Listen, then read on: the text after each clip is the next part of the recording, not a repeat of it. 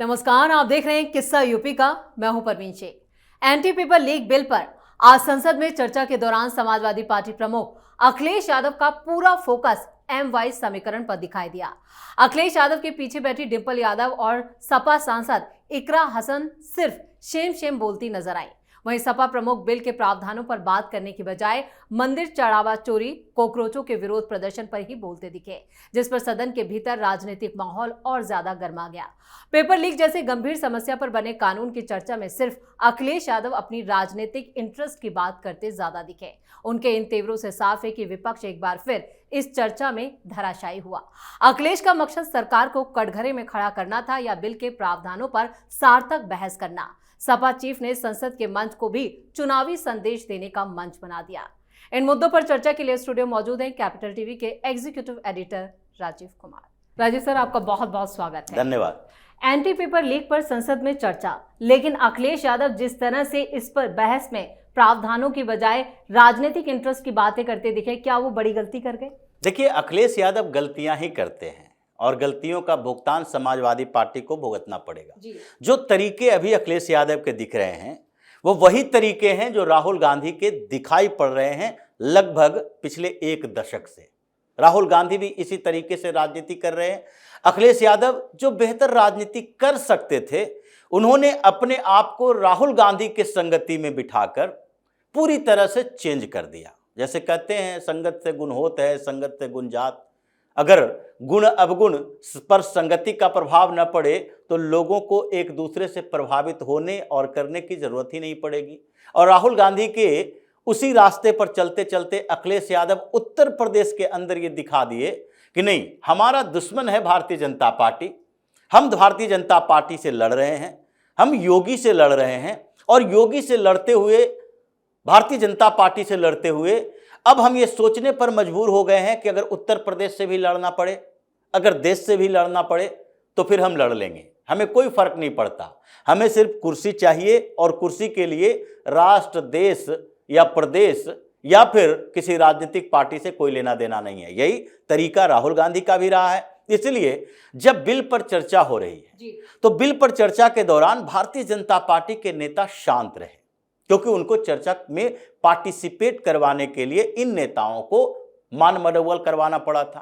बड़ी मशक्कत झेलनी पड़ी कि नहीं भाई, ये गंभीर मुद्दा है, जिस बात के लिए प्रोटेस्ट हो रहा था, जिसके लिए आप लोगों ने प्रोटेस्टर को समर्थन दिया, यहां तक कि प्रदर्शन करने वाले हिंसक होते जा रहे हैं, फिर भी आपने हिंसक प्रदर्शन के विरोध के बदले उसका समर्थन किया, जबकि हिंसक प्रदर्शन का विरोध करना चाहिए था विपक्ष को भी।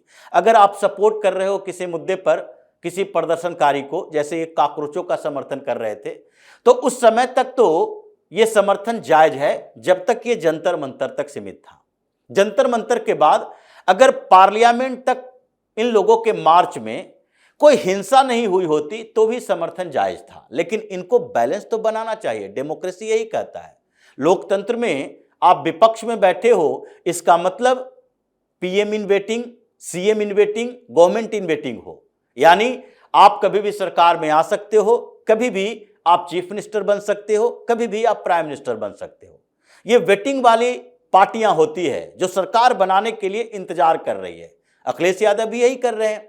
ये भले ही सांसद हों, लेकिन ये CM इन वेटिंग है, ये उत्तर प्रदेश में सरकार बनाने के प्रयास में लगे रहते हैं। तो अगर आप उस प्रोटेस्ट का समर्थन कर रहे हो जिसमें हिंसा हो रही है, तो फिर आप सरकार में जाओगे तो इसी बात के लिए आप उन पार्टियों के खिलाफ बात करोगे जिसने उस समय, आपके समय में इस तरह के हिंसक प्रोटेस्ट का समर्थन किया है। तो उस समय सोशल मीडिया का भी जमाना है। अखिलेश यादव के इन्हीं बयानों का उपयोग उस समय किया जाएगा जब कभी अखिलेश यादव चीफ मिनिस्टर बने, जब कभी बने।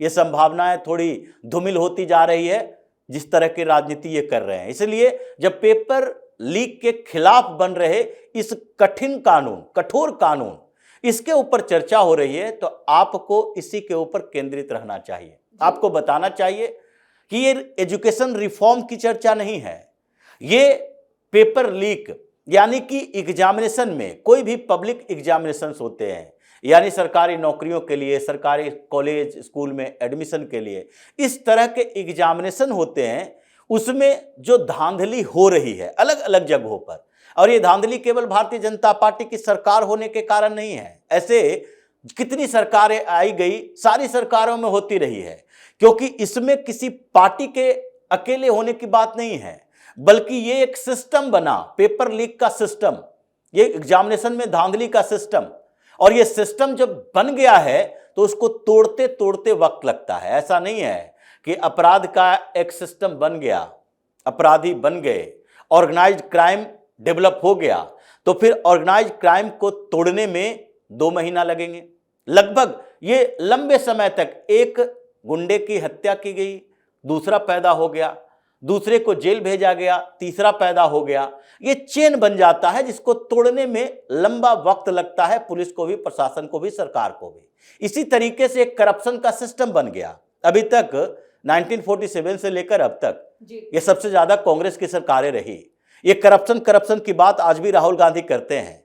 क्या इस करप्शन के चेन को कांग्रेस तोड़ पाई? सबसे ज्यादा करप्शन कांग्रेस की सरकारों में हुई, और कई बार इन लोगों ने कई नियम, कानून, बिल, विधेयक पेश किए। ये पूरा का पूरा करप्ट सिस्टम जो इन्होंने बनाया, इनके समय में तैयार हुआ, उसको तोड़ते तोड़ते अभी तक 2014 से 2026 हो गया। प्रधानमंत्री मोदी को भी क्रैक करने में इतना समय लगा है, जिसमें कुछ सिस्टम क्रैक हुए, यानी कि डायरेक्ट बेनिफिट ट्रांसफर किया, अकाउंट में ट्रांसफर होगा, उससे कम से कम ये मीडियोकर जो बीच के दलाल लोग होते थे उसको खत्म कर दिया गया। जो राजीव गांधी कहा करते थे 1 रुपया भेजते हैं 15 पैसा पहुंचता है, 85 पैसा कहां जाता है, लेकिन मुंह से बोल रहे थे, कंप्यूटर क्रांति की बात करते थे, लेकिन ये सिस्टम डेवलप नहीं कर पाए कि ये बिचौलियों को कैसे खत्म किया जाए। तो इसलिए अखिलेश यादव को इस पर सोचना चाहिए था कि नहीं, अगर एक बिल आया है तो इसके प्रावधानों में विपक्ष में बैठी पार्टी के आधार पर भी हम ऐसे कुछ और ऐड कर सकते हैं कि नहीं। कुछ नहीं होता तो फिर अमेंडमेंट के नाम पर आप यही कहते कि 10 साल की ही सजा क्यों, 14 साल की सजा दी जाए, उम्र कैद दी जाए, तो लोगों का सेंटिमेंट आपके साथ होता कि नहीं। सरकार अगर 10 साल की बात कर रही है तो अखिलेश यादव 14 साल की बात कर रहे हैं कि नहीं, और कड़ी सजा होनी चाहिए, इसको ऑर्गेनाइज्ड क्राइम में कंसीडर किया जाएगा। 10 करोड़ का जुर्माना क्यों, उसकी प्रॉपर्टी सीज होनी चाहिए, ये 20 करोड़ का जुर्माना होना चाहिए। आप हार्ड कानून को और हार्ड करने के लिए कुछ बात कर सकते थे, आवाज उठा सकते थे, लेकिन आपने क्या किया, संसद की कार्यवाही इसमें लाइव दिखाया जाता है, संसद टीवी पर भी, और जितने मीडिया चैनल हैं वो भी महत्वपूर्ण नेताओं को लाइव दिखाते ही हैं। कुछ नेताओं को छोड़ देते हैं, स्किप कर देते हैं, लेकिन महत्वपूर्ण नेताओं को दिखाते हैं। अखिलेश यादव ने क्या किया, वो देखे कि कैमरे का फ्रेम कहां होता है, अखिलेश यादव के पास कैमरा फोकस करेगा क्योंकि वो बोल रहे हैं, तो उनके पीछे कौन होने चाहिए, एक तो इनके परिवार के होने चाहिए, तो वो डिंपल यादव। इसके बगल में कौन होने चाहिए, तो एक मुस्लिम चेहरा होना चाहिए, क्योंकि मुसलमानों की बात भी करेंगे। जौहर यूनिवर्सिटी का जिक्र इसलिए किया, और उसमें इकरा हसन। अब इकरा हसन और डिंपल यादव को पीछे बिठा दिया कि जितने समय तक फोकस दिखे उतने समय तक लोगों को दिखता रहे उत्तर प्रदेश में कि देखो, एक मुस्लिम और दूसरा यादव, ये अखिलेश यादव, ये डिंपल यादव, और तीसरे कोने पर बैठी हुई वो इकरा हसन, यानी कि मुस्लिम यादव समीकरण संसद के अंदर भी इनके फोकस का केंद्र रहेगा। और उसी तरीके से ये बातें जितने किए वो सिर्फ प्रोटेस्ट केंद्रित रही। फिर एजुकेशन रिफॉर्म पे थोड़े आ गए, प्राथमिक विद्यालय, प्राइमरी स्कूल बंद हो रहे हैं, ये यूनिवर्सिटी तोड़े जा रहे हैं जो प्राइवेट यूनिवर्सिटी हैं, प्राइवेट यूनिवर्सिटी बन रहे हैं, उसकी चर्चा भी कर लेते। लेकिन राजीव सर, यहाँ पे मंदिर चोरी, जो चढ़ावा चोरी है, उसका भी उन्होंने जिक्र किया और उसको लेकर सरकार पर कटाक्ष किया, तो क्या संदेश दे गए वो? देखिए, वो संदेश एक ही दे गए। ये अखिलेश यादव जहां खड़े होंगे उनका मकसद एक ही होगा, उत्तर प्रदेश का विकास नहीं, समाजवादी पार्टी का विकास।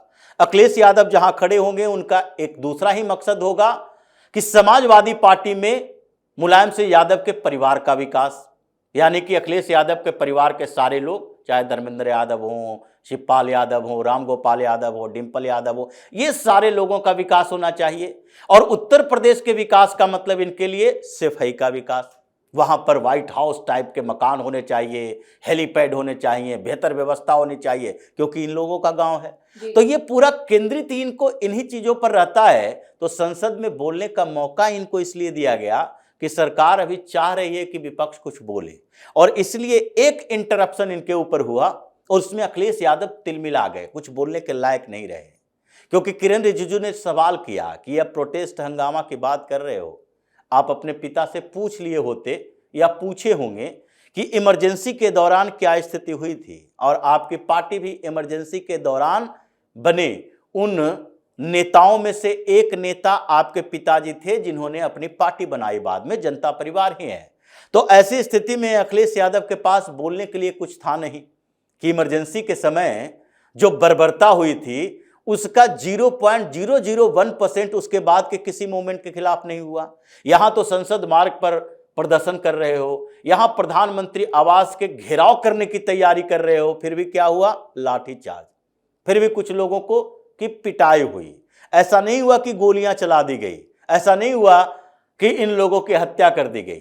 जिस तरीके से कंट्रोल किया जाना चाहिए, पुलिस ने अपने आप को कंट्रोल किया। पुलिस के जवान घायल पड़े हैं, अभी तक उनका इलाज चल रहा है, लेकिन इन लोगों के खिलाफ जो कार्रवाई हुई है उसमें से अभी भी हॉस्पिटल से सारे के सारे लोग डिस्चार्ज ही कर दिए गए हैं। तो जो स्थिति अखिलेश यादव की अभी रही, वो इकरा हसन, डिंपल यादव और अखिलेश यादव, ये तीन लोगों के इर्द गिर्द संसद की कार्रवाई में इनका अपना जो भाषण था, डिबेट क्या करेंगे, चर्चा में हिस्सा क्या लेंगे, इन्होंने एक पॉलिटिकल एजेंडा छेड़ा और उसके साथ आगे बढ़ते रहे कि योगी की सरकार, उत्तर प्रदेश में समस्या, उत्तर प्रदेश में यूनिवर्सिटी, और जौहर यूनिवर्सिटी का नाम इसलिए लेना है क्योंकि आजम खान अभी भी बेहतर संबंधों के साथ सपा में नहीं रह रहे। इनको लगता है कि चुनाव आने वाला है, हो सकता है कि आजम खान का परिवार फिर से सड़क पर उतरे और कहे अखिलेश यादव ने हमें धोखा दिया है। तो एक बार जौहर यूनिवर्सिटी की चर्चा कर लें कि प्राइवेट यूनिवर्सिटी पर हथौड़ा चलाया जा रहा है। कौन से एमआईटी पर हथौड़ा चल गया, कौन से शारदा यूनिवर्सिटी पर हथौड़ा चल गया। इतने जो नोएडा, ग्रेटर नोएडा, गाजियाबाद के क्षेत्रों से लेकर पूर्वांचल तक ये प्राइवेट यूनिवर्सिटी इतने खुले हुए हैं, मेडिकल इंजीनियरिंग कॉलेज खुले हुए हैं, किसी पर हथौड़ा तो नहीं चला, वो नियम कानून के साथ चल रहा है। अगर आप नियम कानून की धज्जियां उड़ा के यूनिवर्सिटी बनाओगे तो फिर अखिलेश यादव की यूनिवर्सिटी ही क्यों ना हो, उस पर भी बुलडोजर चलेगा। ये तो योगी ने पहले ही बता दिया है। तो इसलिए अखिलेश यादव की राजनीति का केंद्र अपनी पार्टी, अपना परिवार ही होता है, और इस बात को अगर लोगों ने समझ लिया है तो इनकी भी राजनीति से उसी तरह विदाई होगी जैसे कई पार्टियां अभी पारिवारिक पार्टियां टूट कर बिखर कर विलीन होने के लिए तैयार बैठी है। राजीव सर, इस तमाम जानकारी के लिए और सटीक विश्लेषण के लिए आपका बहुत बहुत धन्यवाद। एंटी पेपर लीक बिल पर संसद में छात्रों के भविष्य और कानून की प्रभावशीलता पर दिया भाषण यहां पर बेमाना लगा। सत्ता पक्ष का साफ कहना है कि विपक्ष ने मुद्दे से ज्यादा राजनीति पर जोर दिया, जबकि विपक्ष सरकार को जवाबदेह ठहराने की बात कर रहा है। अखिलेश यादव संसद के मंच को भी राजनीतिक मंच समझकर सिर्फ चुनावी भाषण पर ही जोर देते नजर आए, यानी सपा चीफ एक बार फिर बड़ी गलती कर गए। इस खास शो में इतना ही। वीडियो कैसा लगा कमेंट करके अपनी राय जरूर दें। वीडियो को लाइक करें, शेयर करें और कैपिटल टीवी को सब्सक्राइब करें। नमस्कार।